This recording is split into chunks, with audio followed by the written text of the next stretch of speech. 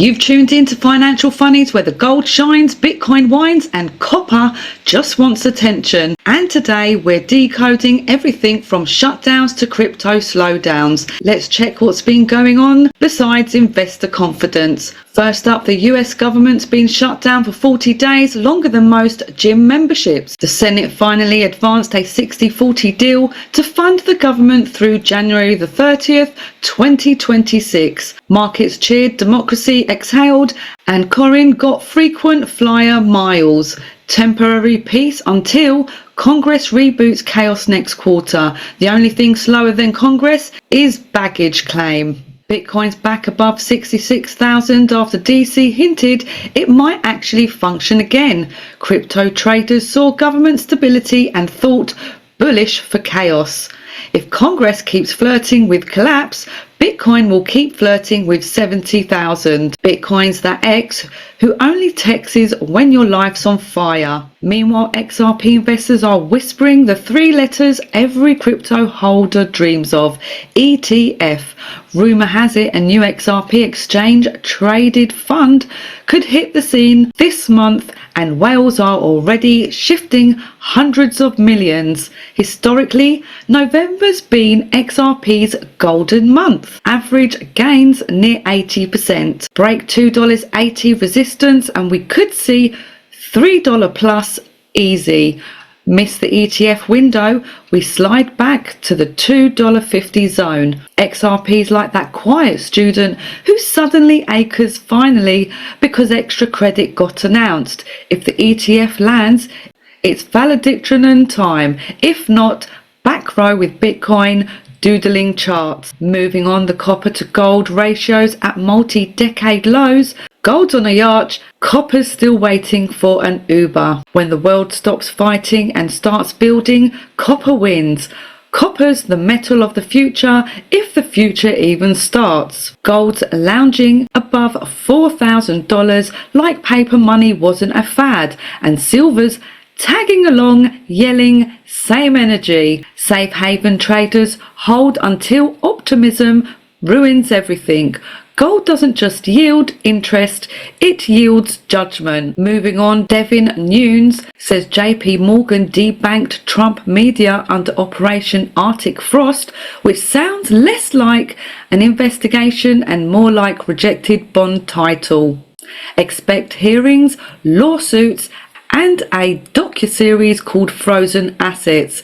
When your account's frozen by Arctic Frost, that's poetic justice. Flying to Asia, Asia's market opened green after shutdown relief and crypto joy. Even the Nikkei smiled, which in finance means someone's cracked half a grin. Caution, optimism, heavy caffeine. Markets have trust issues. One nice headline and they're back in love. Flying to the UK's economy is in watch and wait mode. Inflation sticky, housing queasy. The only thing growing faster than the UK's prices is the queue for Pret. And the EU's just observing global shifts, holding its breath and its euros. They're not printing money, they're printing concern. And the BRICS countries are hoarding gold like it's limited edition of NFT March. BRICS countries are hoarding gold like it's limited edition NFT merch. When Brazil and Russia agree on currency policy, the dollar starts sweating.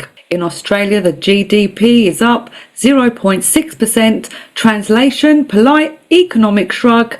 Australia's export optimism and kangaroo memes. And Vietnam's a quiet achiever, 6.8 growth, 0 drama. Vietnam's economy runs smoother than the Fed's press conferences.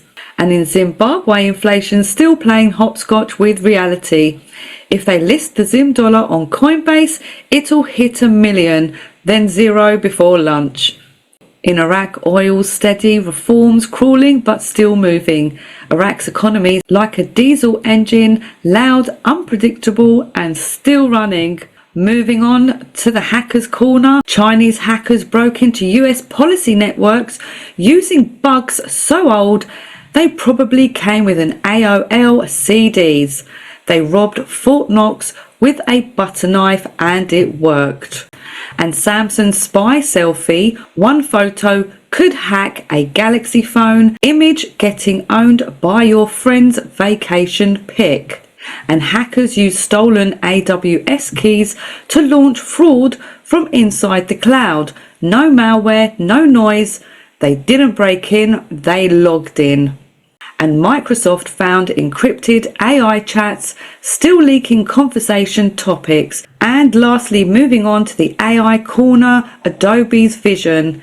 At Max 2025, Adobe announced its grand AI strategy, Firefly, Photoshop, Express, all powered by agentic AI. Adobe app now comes with an intern who never sleeps and definitely judges your design choices. An all-in-one creative studio for image, video and audio. 5 apps and 3 interns replaced by 1 Firefly and trust issues. And next up, AI built right into Photoshop and Express to handle repetitive tasks. Congrats, your computer now has work anxiety too. And Google times Adobe times YouTube. Partnerships bring Gemini, Veo and Imagine into Adobe's apps. Google brings brains, YouTube brings frames, Adobe brings the subscription fee. And Adobe says the ultimate skill now is taste and imagination. Artists aren't obsolete yet, they're just rebranded as AI whispers. So, Adobe's making your app smarter, your workflow smoother, and your creative ego smaller. The future of creativity, half human, half algorithm, fully caffeinated. And that's today's dose of financial funnies, where we turn the global economy into global comedy.